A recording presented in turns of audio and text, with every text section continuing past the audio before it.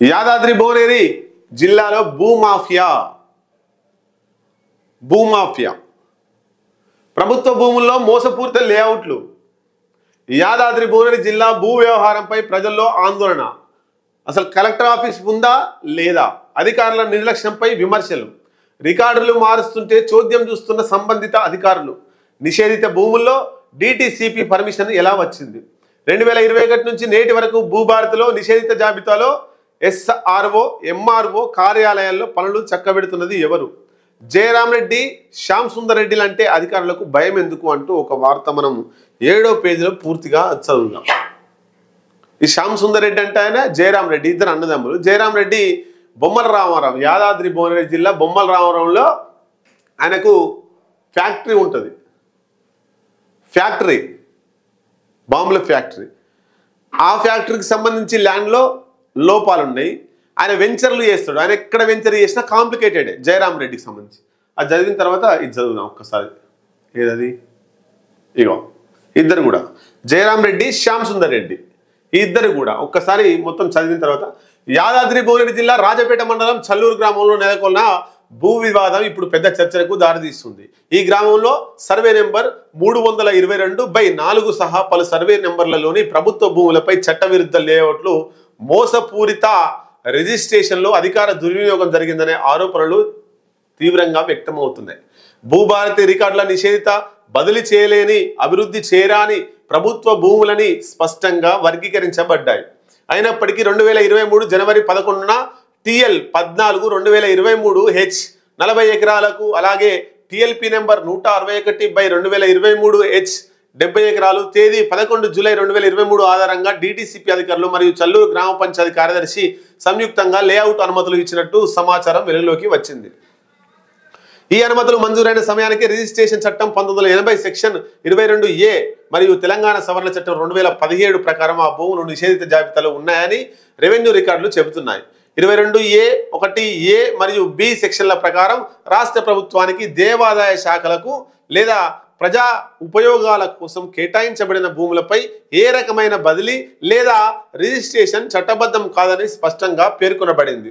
అయినా కూడా ఈ చట్టాలను ధిక్కరించి ప్రైవేటు పారిశ్రామిక సంస్థల ప్రయోజనాల కోసం లేఅవుట్లు ఆమోదించబడ్డాయని ఆరోపణలు వినిపిస్తున్నాయి.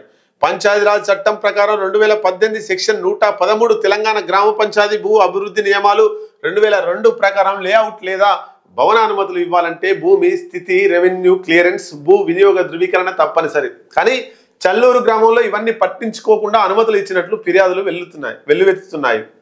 ధరణి పోర్టల్ రికార్డుల ప్రకారం ఈ సర్వే నెంబర్లు 2021 నుంచి నిషేధిత జాబితాలో ఉన్నాయని స్పష్టంగా ధృవీకరించబడ్డాయి. అయినప్పటికీ 2023లో ఆ భూములకు లేఅవుట్ అనుమతి ఎలా మంజూరైంది అంటే, నిషేధిత జాబితాలో ఉన్నటువంటి భూములకు లేఅవుట్కు ఎట్లా పర్మిషన్ ఇచ్చిర్రు డిటిసిపి అధికారులు? TLP నెంబర్ ఎట్లా వచ్చింది? దీనికి ఎంఆర్ఓ నుండి ఆ స్థానిక తహసీల్దారు, రెవెన్యూ ఆఫీసర్, వీళ్ళంతా కూడా RI, వీళ్ళంతా కూడా మరి ఎట్లా పర్మిషన్ ఇచ్చిర్రు? ఫిజికల్గా ఇన్స్పెక్షన్ చేసిర్రా, చేయలేదా? మరి వాళ్ళు ఏమైనా డబ్బులు తీసుకొని ఈ ఇన్స్పెక్షన్ చేసినట్టు నటించి ఈ TLP నెంబర్ రావడానికి ఏమైనా ప్రయత్నం చేసిర్రా అనేటువంటి చూడాలి. ధరణి పోర్టల్ రికార్డుల ప్రకారం ఈ సర్వే నెంబర్లు 2021 నుంచి నిషేధిత జాబితాలో ఉన్నాయి. అయినప్పటికీ 2023లో ఆ భూములకు లేఅవుట్ అనుమతి ఎలా మంజూరైంది? ఇది ప్రజల్లో ప్రధానంగా ప్రశ్నగా మారింది. Telangana real estate sufferers association అధ్యక్షుడు కొల్లూరు శ్రీనివాసరావు ఈ అంశంపై యాదాద్రి భువనగిరి జిల్లా కలెక్టర్, రెవెన్యూ ప్రిన్సిపల్ సెక్రటరీలకు అధికారికంగా ఫిర్యాదు చేశారు. తన ఫిర్యాదులో ఆయన డిటిసిపి అధికారులు, చల్లూరు పంచాయతీ కార్యదర్శి, రెవెన్యూ సిబ్బంది తమ అధికారాలను దుర్వినియోగం చేసినట్టు చట్టవిరుద్ధంగా అనుమతులు మంజూరు చేశారని ఆరోపించారట. కలెక్టర్ ఆఫీస్ ఉందా లేదా? మొత్తం మీద ఆఫీస్లో రికార్డులు మారుతున్నప్పుడు అధికారులు మౌనంగా ఎందుకున్నారు అనేటువంటి ప్రశ్న కూడా తలెత్తుతున్నది. అలాగే సాల్వో ఎక్స్ప్లోజివ్ ప్రైవేట్ లిమిటెడ్ వంటి ప్రైవేటు పేలుడు పదార్థాల సంస్థలకు అనుకూలంగా రిజిస్ట్రేషన్లు, లేఅవుట్లు జరిగాయని ఆ సంస్థ డైరెక్టర్లు ఐలేని జయరాం రెడ్డి, ఐలేని శ్యామ్ సుందర్ రెడ్డి, ఇద్దరు అన్నదమ్ములు పేర్లు కూడా ఫిర్యాదులో ప్రస్తావించబడ్డాయి. ఈ కంపెనీ బైలాస్ ప్రకారం భద్రతా కారణాల వల్ల అటువంటి ప్రాంతాల్లో రియల్ ఎస్టేట్ అభివృద్ధి నిషేధితమని నిబంధనలు చెబుతున్నప్పటికీ ఆ కంపెనీలకు లేఅవుట్ ఆమోదాలు లభించడం ఆశ్చర్యకరంగా ఉందని ఆయన పేర్కొన్నారు. ఈ వ్యవహారంపై ఇప్పటి వరకు జిల్లా లేదా రాష్ట్ర స్థాయిలో ఏ విధమైన విచారణ ప్రారంభం కాలేదు. అధికారులు పరస్పరం బాధ్యతలు తప్పించుకోవడం తప్ప వాస్తవాలను వెలికి తీయాలనే ఉద్దేశం కనబడడం లేదని స్థానికులు వ్యాఖ్యానించుకుంటున్నారు.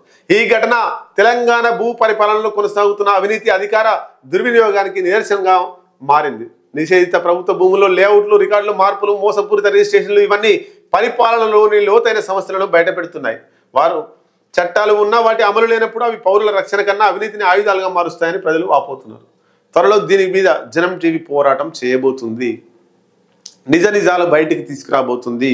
నిజంగా జయరాం రెడ్డి, శ్యామ్ సుందర్ రెడ్డి అక్రమంగా భూములను రిజిస్ట్రేషన్ చేసుకుంటే నిషేధిత జాబితాలో ఉన్నటువంటి భూములకు అక్రమంగా రిజిస్ట్రేషన్ చేసినటువంటి అధికారులు సైతం నష్టపోవాల్సి వస్తుంది. జనం టీవీ త్వరలో ఈ ల్యాండ్ మీద, ఈ అంశం మీద, ఇప్పుడు మనం మాట్లాడుకున్నటువంటి పూర్తి అంశాల మీద పూర్తి స్థాయిలో ఇటు అధికారులపైన, అటు దీనికి సంబంధించినటువంటి జయరాం రెడ్డి, శ్యామ్ సుందర్ రెడ్డి పైన జనం టీవీ పోరాటం చేయబోతుంది.